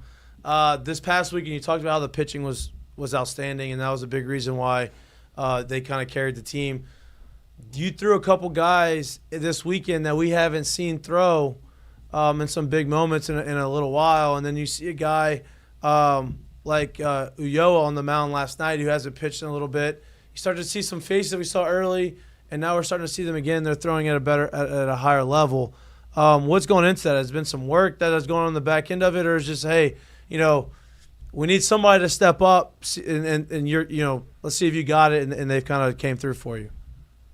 Yeah, and we got tested big time in that stretch, with the Florida, Arkansas, Vanderbilt, Tennessee, Mississippi State, week 1 of the league. I mean, they might be the best hitting team of all those teams I just mentioned, actually. And, we weren't getting a ton of consistent performance. And so that's made it a little bit difficult, to get it lined up correctly, and definite point of emphasis going forward, not just for the end of this year, but for next year and moving forward, is like moving into the season with a little clearer picture of, who the top 8 or 9 are. I think where we've run into trouble is, sometimes number 5 or 4 or whatever doesn't seem much different than number 12. And I think it's good that we have some depth, and that's helped us on those Tuesdays. But it's been a little bit of a struggle when you're getting some inconsistent performance, throughout the league schedule. Now, I think some things, have crystallized a little bit. Adam Moffitt has a terrific arm. He's pounding the zone. He's starting to land his breaking ball more. So with his just raw talent, we used him 3 times at Tennessee and Missouri. Cam Johnson into the strike zone a lot more. I think Sam Dutton, has done a really nice job quietly. I really like having him in the game. Christian Little, outstanding week for him. I think he threw 5 2/3 scoreless innings. It's a big deal, So the pieces are there. I think, Thatcher's been good the last 3 times he's taken the mound, 3 scoreless appearances in a row. So the sum of the parts, I think, is moving in a better direction than it was. It's having your best players play great on both sides of the ball. That's how you get through and win some of these SEC series. And, it's going to be difficult, because we got good opponents left, but I feel like we're in a much better spot for our best hitters, position players, best pitchers to pitch well, and then that should give us a better chance to win.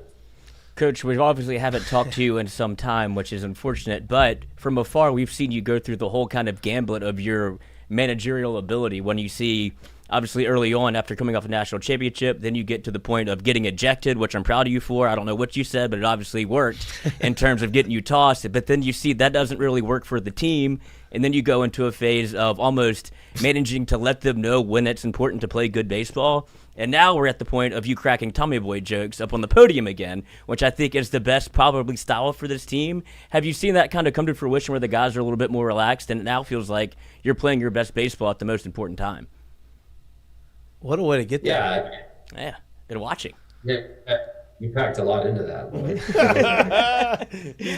he's been take notes. Hey, he's been evaluating you if you hadn't realized. Yeah, I mean, I don't know whether to be impressed with the detail or, a little creeped out. It's my job, Coach. I'm a journalist.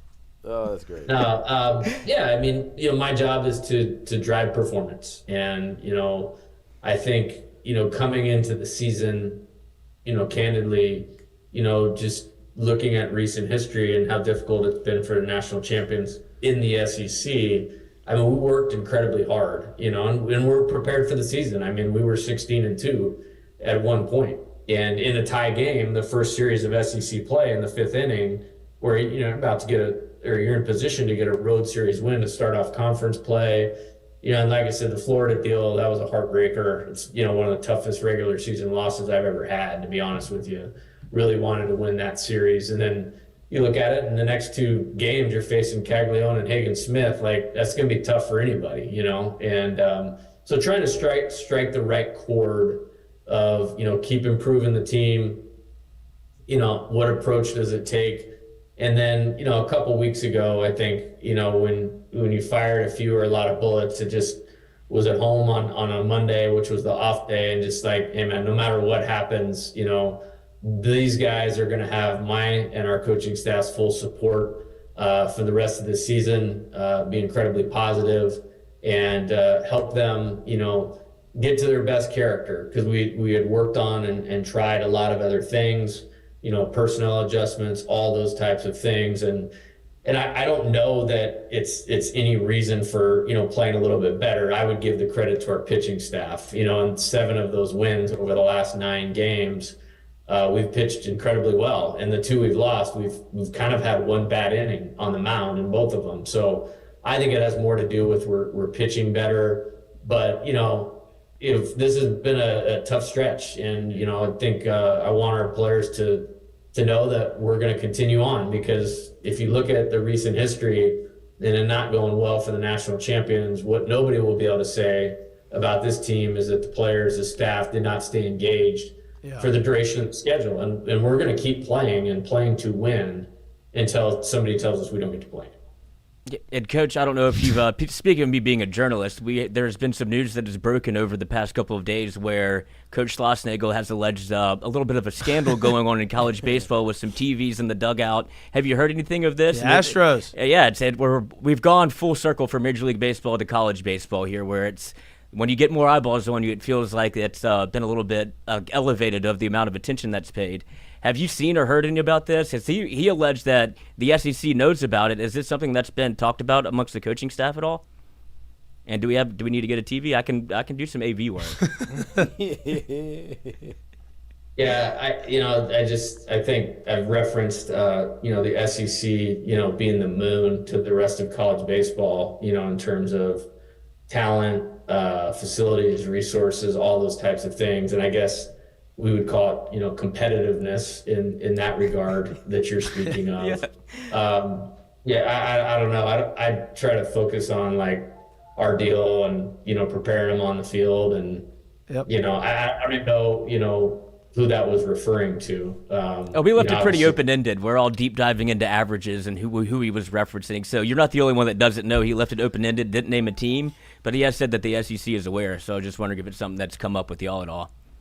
Yeah, it hasn't. I saw the pitching deal last weekend, and whether it's TVs or loading up the ball or earpieces, pitch comms in the helmet relaying what pitches come in, like it's all over the place. That's kind of mine. I think the electronics need to get off of the offensive side of the ball, because that's not what they were intended for. We've sped up the game enough. And so that, if you're asking me, one thing I want is I want those things out of the helmets where people are, essentially buzzing in a fastball away, and if then they're using technology to get that, I mean, it's not a fair game, and the integrity of it is compromised. So it's a little different, if a guy tips his pitches from the mound or his grip, or the catcher sets up early, or those types of things. That's part of the game. That's gamemanship right there. Part of the game. Yeah, part of the game. Coach your players better. But when you start mixing in these external elements, it can compromise it. And so I don't really know a whole lot more about it. I heard about it, and that was about it. So I'm not sure who that was referring to, but I'm sure we probably, seen him struggled on the road. I'm sure we played him on the road. One of those first 7 SEC series. What you don't have on the road, you don't have this weekend on the road. You got them at home. You got number 1 team in the country coming at home. Seems a little distracted. I'm looking forward to the weekend. I know everybody in here's looking forward to the weekend. I know you are looking forward to the weekend. Good luck, and continue this run of playing really good, high-quality baseball. And y'all obviously more talented than anybody. Y'all can win any game. Y'all go out there. So good luck this weekend. We're looking forward to it, and we will talk to you next week. Yeah, looking forward to it, and just want to thank our fans. I mean, for a Tuesday night late in the year, it was a great crowd, and Auburn, those walk-off wins are special at this plate. Like it's a different animal, and they want to win as much as we do, and And it's awesome that they continue to come out, and we're going to continue to rely on them for, the best home field in college baseball this weekend. No doubt. Coach, anytime that you have another guy that throws 55 to 60 on the mound, just give me a call. I still got that in the tank. I can get you ready. Yeah, that was something. I mean, look, goes from 94 to 55. Sometimes very effective, sometimes not so much effective. It is what it is. Zeb Ruddell seemed to like it. Yes. He smashed that ball. He did. Like I said, that was a cool thing about last night. Those guys that were in the game, whether it was Ryan Kucherak, Ben Napol, Zeb, Jake Brown, those guys work just as hard as some of the guys that get more at bats, and some of them are going to be really good players, and their time is going to come, and so that was awesome to see that last night. Yeah. All right, Coach. Well, good luck. Appreciate you as always. Come on the show. We'll talk to you later, and we'll see you when you sweep A&M. That's right. Sign me up for that. All right. Let's do it. Sounds good, guys. Later, Coach. Thank you. Good questions, Lloyd. Yeah, thank you. It's been a while. I felt like it had to come from you. Yes, of course. Lloyd, I was waiting for you to press him on it and be like, no, answer me. So you really don't know? Do we believe it? Yeah. Feels like LSU's in the clear. Listen, the pitch comp thing's a thing. Yeah. Who have they played on the road? He didn't look very happy. So when he said this too, his face wasn't very happy. Yeah, but he didn't give away too No. much. But my point is they did play Mississippi State on the road. They did play Arkansas on the road. Two of the accused. Mm-hmm. They did play Vanderbilt at home, so that's the other one that's been brought up, and Vanderbilt scored on them, and so that was TVs obviously were not there. Interesting. College baseball's got a scandal, and then you haven't played Georgia yet, but he obviously referenced them also being Vanderbilt has been caught with the sticky stuff, and then you saw Georgia get caught with the sticky stuff. It's crazy to me that people actually go this far. Like imagine in the NFL if there was 6 different guys with the green dot on the helmet, and they could all get the conversation until 15 seconds. It'd make communication a lot easier on defense, wouldn't it? No doubt. The crowd wouldn't matter. Crowd wouldn't matter. None of that stuff would matter. So imagine these guys being like, "Yeah, I think we should put the pitch comm in the helmet. That sounds like a good idea. That's not illegal or anything. We should do that." That's crazy. Well, what's crazy to me is that it didn't ever cross anybody's mind that they might use this on offense as a way to. I think it's not even. I don't think it's not. How can we really go about addressing that? Because you're not really gonna do that, will you? Because think about it, they've been doing pitch count for a couple years now. Right. Now it's finally becoming. You know what I'm saying? Now So the difference is, it's hard to be able to relay that if you don't know what the pitch is coming. So that's where the other nefarious part of this becomes is very the camera real. angle on the signs of the live feed to the dugout. That way they can get it to you. Step out the box. But here's my next question. If they are not giving signs, which they don't give signs anymore. Some teams do. LSU does it. Like when Malaz is behind the plate, he gives signs. Okay. Because they have the pitch count on the wrist. Yeah. So but you could also, like Jared said, there's a world where they can kind of look into location. Yeah, either location or you can see maybe behind the plate or behind the pitcher's mound. You can get a better idea of what is coming. If you're getting the live feed and you're doing the pitch comm in a helmet and you're relaying that information, right? Couple things. You can relay it pretty late and it's not that big of a deal and it won't give the hitter any kind of anxiety on it. That's one. But 2, you can also give as much as you can actually see. So maybe we don't see ball and glove here. We don't have that. But we can tell you set up away. Mm-hmm. There's a lot of things that you can do. And it's so sure that it won't make a hitter feel like, I don't know if this is bullshit or not. I don't know if this is real. It just will give you, it's fine. So there's just, you can't use it for that, man. Well, and you could get even further into, they're doing, obviously have live stats of what they future scout these players. And if you're able to remind a hitter of okay, in a 2-0 count he throws this or 1-2. That's such a great point too, Lloyd. Maybe we give you these scouting reports and we tell you this, but maybe you really didn't look at them. So how about this? We get to these 2-0 counts, we'll just tell you, hey, 2-0 right now, he's 76% fastball. Yeah. Or 1-1, obviously 2-0 count, it's easy to think fastball, but to be able to have that information of 1-1, he throws slider away. No, but maybe you get to 2-0 and there's runners on second and third. 2-0 runners on second and third, he's still 75% fastball. Yeah. Don't think you're going to get this breaking ball. Mm-hmm. Right. There's a lot of shit you can do with it. There's just more information that ever needs to be given at that point because you're no longer coaching guys up and watching them go and perform. you're basically putting the training wheels on him and driving the bike for him. Yep. It's bumpers in the bowling lane. No doubt. Crazy. Wild. I hope that it comes out. I want to know. Yeah, of course. I don't know. We're going to talk to our sources. You got some. We got some. We'll see. Maybe, yeah. That we might have be any- very also close got to our the questions. situation. Do we have any more questions in there? Do ask Mikey Mitch, or do we want to move on to... We do. Look, before we really get back into baseball, how wild is this Deion stuff going on right now? Like, Deion's, like, on Twitter, like, going back and forth with these people. Well, I mean, It's crazy. if I'm being completely honest, it doesn't really Shock you? It doesn't shock me. shock me. No, it doesn't shock me, but it's wild. A couple more here from our Ask Mikey and Mitch segment. Hold on, I'm trying to pull it back up. Let's see. Ask Mikey and Mitch. So, a guy we just talked about, Arthur Jaramillo. Forgetting about last Sunday, does CJJ have enough confidence in Kate Anderson to be a Game 3 starter? Or is that spot still TBA for the next 3 weekends? And it felt like he didn't want to give away exactly what his No plan doubt. was, but I think that there's a world where obviously you didn't see Kate Anderson on Tuesday. You didn't see him in the midweek, which is he's kind of been hamstrung by that, trying to find him a spot, and then you only have a certain amount of pitches for him on the weekend. Now with him not going on a Tuesday, it feels like it sets up a little bit more for him to be able to pitch on a Sunday and not just try to get through 12 batters. Yeah, it's he didn't give you much info. Obviously, he's gonna keep that close to the show. I think that he still has confidence in him. I think that it is a TBD though.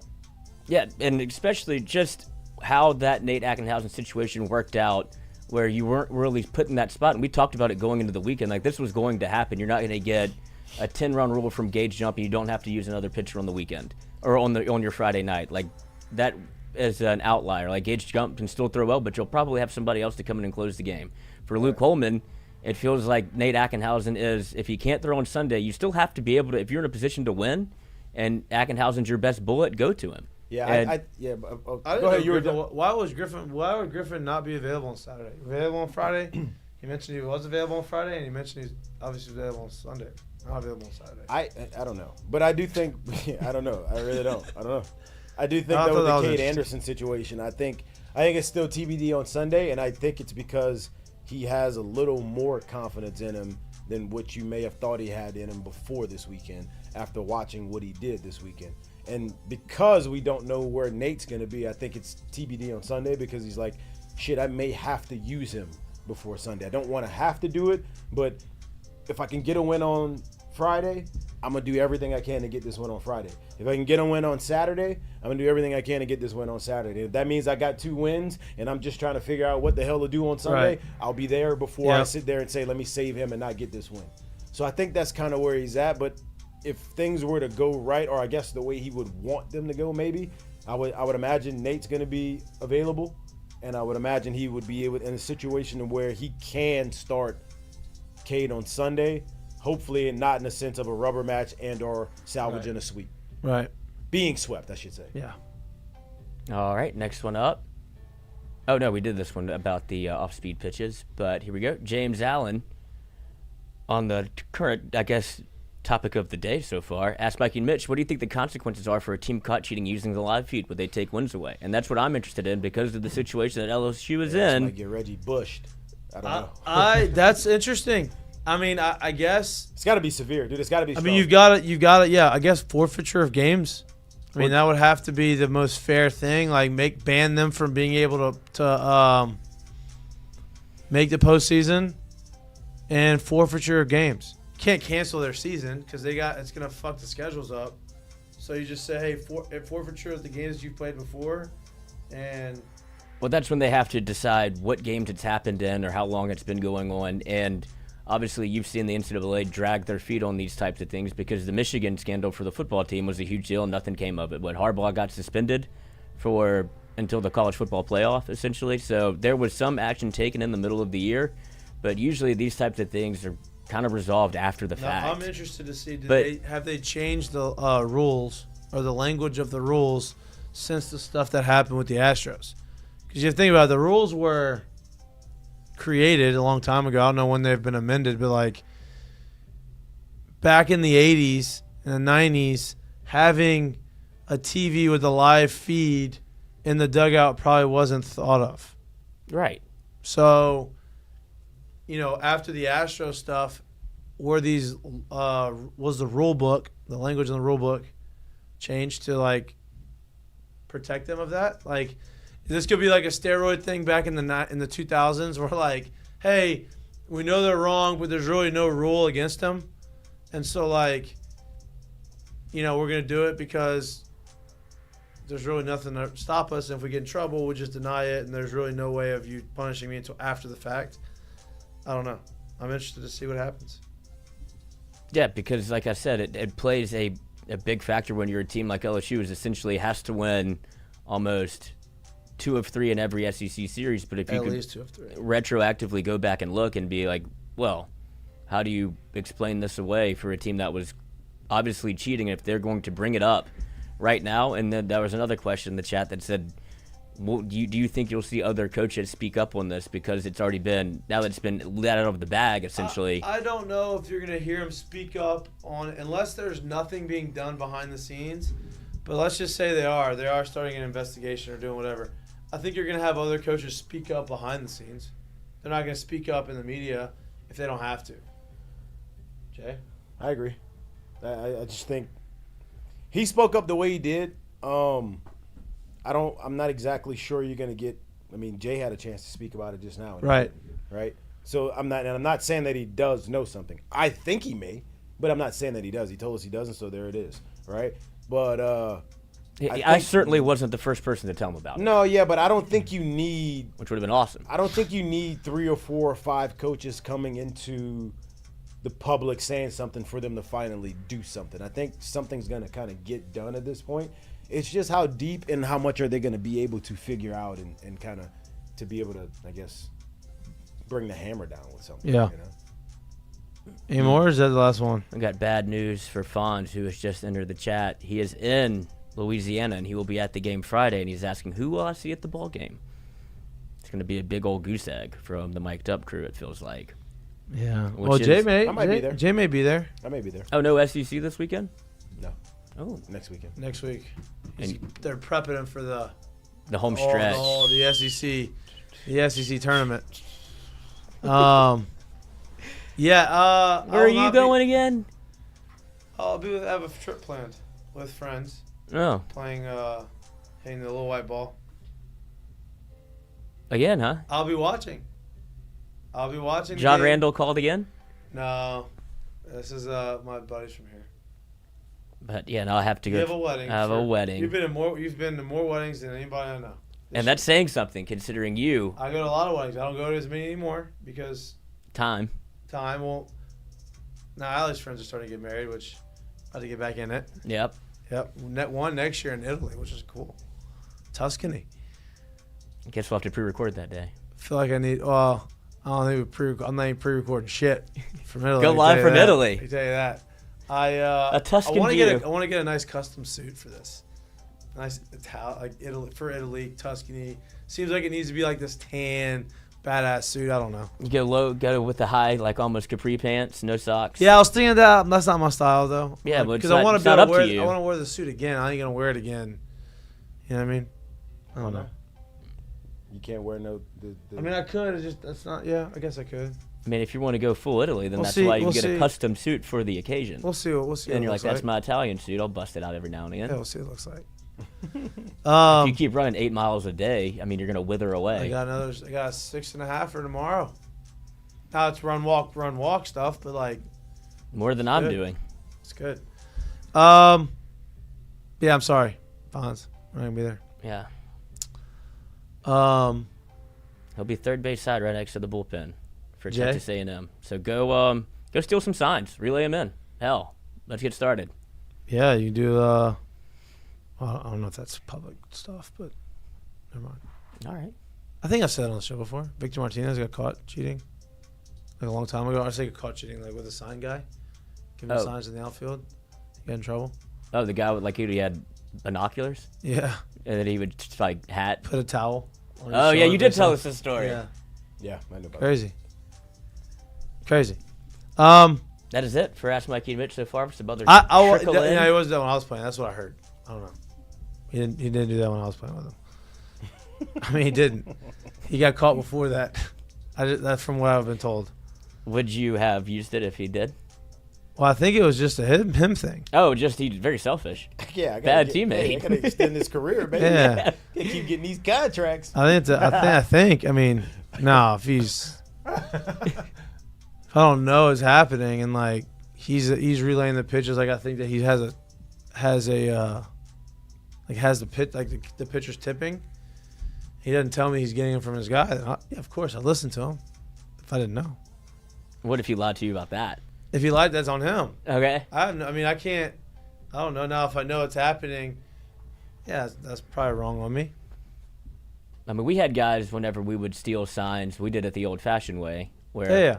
I mean, if the catcher's legs were too open, the first base coach That's could not see the it. that's the real way. Yeah, Yeah, Well, like this that's is the the new legal fashioned way. way. The yeah. gamesmanship, like you're on second, you can get the sign sequencing, and then you're starting to relay signs back into the hitter because you've caught their sequencing. Like that takes from like focus. It takes and focus. It takes study, communication, like you study on legit that. communication too. Right, and you have to get on second base to even begin to start doing that. Yeah, it's a And reward. be on second base long enough to be able to go through. Like if you're on second and you get one sign, the guy goes first pitch double, and you got or single, whatever. You gotta wait till the next guy gets to second to be able to see other signs, to go through the list of okay, these are the sequences that they like to use. Are they using or are they not using them? I mean, sometimes. And they do that every inning. Like it's crazy. Sometimes they change them every inning. I mean, some people don't want them. Like I've played Some on people teams don't where want 'em. guys don't want to know if it's off speed or not, or if it's. I don't want to know. Yeah, I would want to know also, but some guys just wanted to, not because they thought it was cheating. It felt like they didn't have their same approach at the plate, which is, I feel like that's foolish. I think guys would say that, but I think they really meant like I don't trust the guy giving it to me. Yeah. In that sense, so I'm just not gonna go with it. But when there's an earpiece involved. Yep, that's a different thing. And that's what was really probably the main takeaway, aside from obviously not really referencing anything about the television in the dugout, but I think he is probably on track of why is this even allowed? Like, was this what the rule was intended for, to have it on offense? Because I don't think so. I thought it was clearly just to the layman that was only for pitcher-catcher communication. And so, fielder. Yeah. And that so wasn't for hitter to dugout communication. Right. So is that written in as legal? That's what I don't know. No, it's not written in as legal. It's written in, and I guarantee you what probably happens is there's no language against it. Mm-hmm. So people are like, "Oh, what it is." It's not. I guarantee you, it's not written in as, "Hey, you can use it on this side in any shape or form." It's probably not written in because the people that wrote it was like, "Well, surely that's not supposed to be in your helmet." So I would imagine that's probably what it is. Until you got to write it in because people are taking advantage of what's written in. Yep. You give an inch. Some Take people a will mile. take a mile. No doubt. If you ain't, you ain't. You ain't cheating, you ain't trying. They cheating.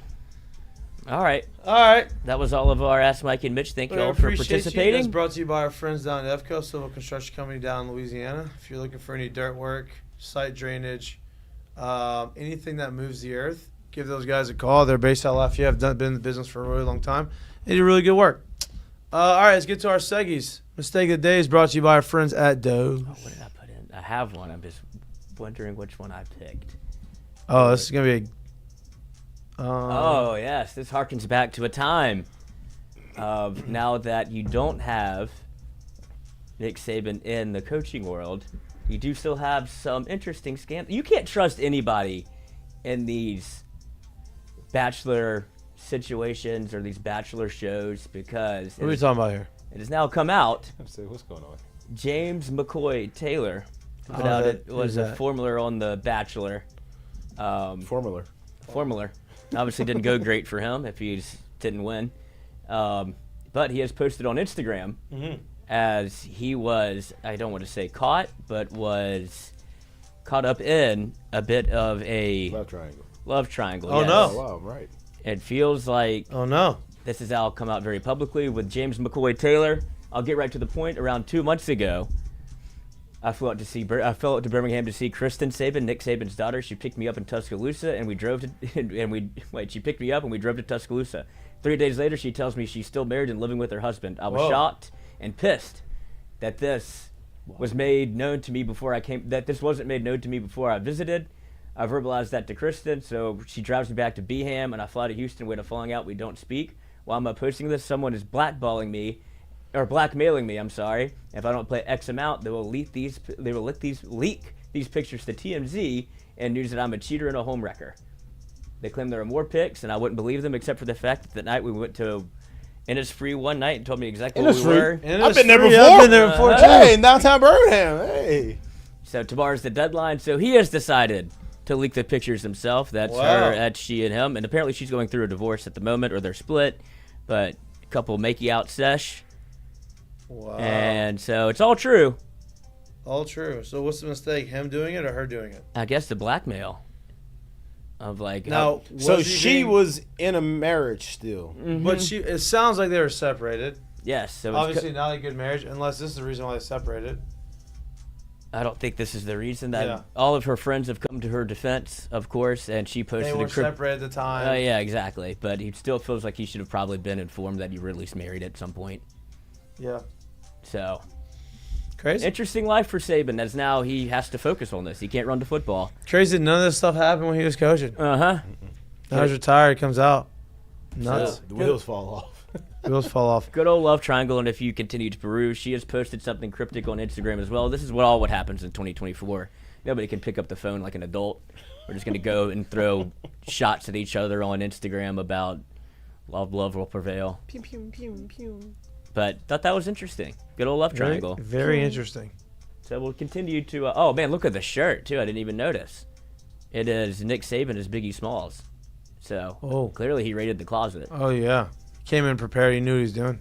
Look at that. Cool shirt. Hey, here's the deal. Bold move by her. Innisfree is a very popular bar in Tuscaloosa. So bold move by her going out with some other dude in the town that she lives in.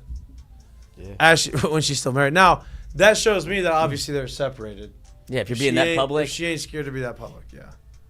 So, good for him. He's still leeching on to one iota of fame, and he's back in the news again. Back in it. Like I said, you can't trust these Bachelor folk as far as you can throw them. I still want to be on it, though. You can throw one? Push them. They would never let you go on that. I want to do Big Brother or Bachelor. I just want to see all of this drama unfold and me not care at all. You should do the Farmer in Love one. What's that one? There's exactly what you think it would be. A farmer that's a bachelor that's trying to get love. Oh, God, I'd be exposed as not a farmer so quickly. Yeah, it's crazy. Farmers only. Farmers only. Curtain calls. Let's get to our curtain calls. Curtain calls brought to you by our friends at Assured Partners. And me. And this is something that has made the news quite a bit, as talking about get your 30 seconds of fame. Obviously, there is a B delay in Major League Baseball. Something that only happens in baseball, it feels like. And honestly, it was I just watched The Beekeeper on Left Fight Back. It's a movie. Slightly different. Jason Statham, slightly different, but like. I think they bumped for him to throw the first pitch. Like, let's capitalize. Guy, right? Yeah, no doubt. And for all those that are concerned about the bees, I'd imagine that they didn't get relocated. I think those are probably dead. Probably. No, maybe he got relocated. Relocated. We'll say he got relocated. I don't know. Usually those bee guys, they're not. I mean, keep hope alive, baby. Yeah. Bees are vital to the economy. It's the ecosystem. And the economy. I meant to say the ecosystem, which also is vital to the economy. So, go ahead. My curtain call will go to. I thought we were done with these days. I thought we were done seeing this nonsense. Pittsburgh, what are we doing? Just call the man up. Paul Skeens currently is 5 games in the minor leagues in AAA this year. He's got a .53 ERA. He's got 34 punchies in 17 innings. And That's somehow 2 an inning. He's still putting on an Indianapolis Indians uniform right now. Yeah. My curtain call is to Paul, but Pittsburgh, stop playing. Call this man up. Call this man up. And let's get that clock going, and let's get to see him on real big-time television every day, because that's where he belongs right now. No doubt. Instead of just being able to watch him on Instagram. It's ridiculous. It was unbelievable. AAA stats, 5 games, .53 ERA, 34 strikeouts, and 17 pitches. So I guess the only thing I would say, and probably why, is because 17 innings in 5 games is what, 3.5 innings a game. But he's about that time where it's just say, all right, let's just develop this thing in the big leagues. It's time. No doubt. Time to take it off easy play. My curtain call is to baseball benches playing brawls. Bad blood, but wild. But yeah, that's all we got for you today. We'll be back live in the studio on Friday. About an hour show, previewing the weekend, talking about what we want to see. Please enjoy the rest of your Wednesday.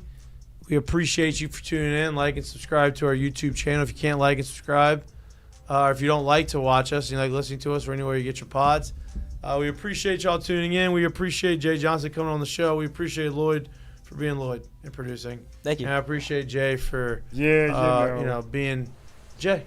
You know. Enjoy the rest of your Wednesday. We'll see you on Friday. Peace.